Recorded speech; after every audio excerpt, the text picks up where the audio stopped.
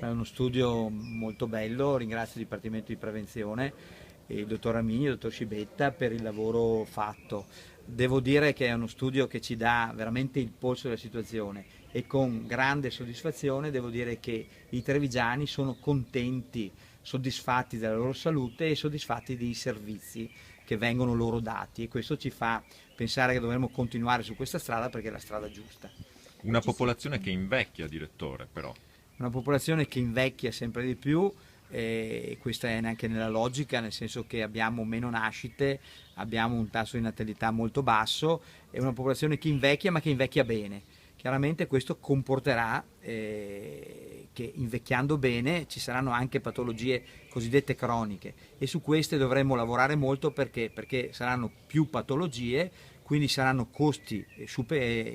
superiori, e per cui dovremo stare attenti a organizzare bene le risorse per poter dare una risposta ovviamente a tutti i cittadini. Ecco, che indicazioni traete appunto per le politiche sanitarie dei prossimi anni nell'ULSS e in tutta la provincia poi alla fine? Diciamo che la strada che ha intrapreso la Regione col piano sociosanitario regionale, l'ultimo, è una strada correttissima proprio dai dati che abbiamo noi, perché ci fa sempre di più dire che dobbiamo spostare dall'ospedale al territorio le risorse, e non solo, che dobbiamo creare ospedali snelli che rispondono all'acuto, che tengono la persona al massimo 5 giorni, e poi dovremo sempre di più potenziare l'assistenza domiciliare sul territorio, le medicine di gruppo integrate in sincronia con i medici di famiglia, e anche poi ovviamente la domiciliarità e le strutture intermedie che possono dare una risposta, cioè le RSA, senza bisogno di tenere in modo improprio le persone in ospedale.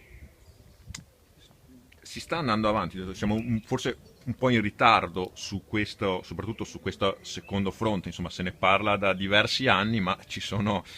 poi delle, come dire, delle resistenze a mettere in moto questo meccanismo. Ma io direi più che resistenze, l'organizzazione soprattutto ospedaliera era consolidata negli anni. Non è facile, ecco, creare una mentalità per trasportare quello che oggi si fa in ospedale nel territorio. Quindi la strada comunque è avviata ed è una strada ormai di non ritorno, nel senso che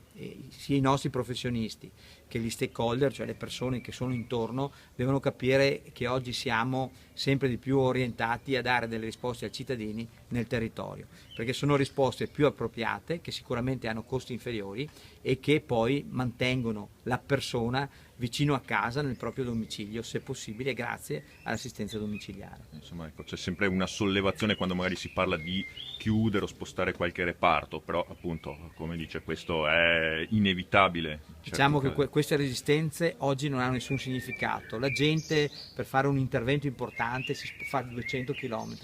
La donna per partorire ed essere sicura e garantita dal proprio ginecologo ne fa 100. Io credo che oggi dobbiamo sempre di più pensare che l'ospedale va visto proprio come fase acuta, quando c'è sicuramente una rianimazione, quando abbiamo l'emergenza che viene garantita, quando abbiamo delle chirurgie specialistiche e non specialistiche che riescono a dare una risposta, il cittadino, credetemi, fa strada senza problemi, perché è interessato invece ad essere curato bene nel territorio dal proprio medico curante e da chi gli fa l'assistenza.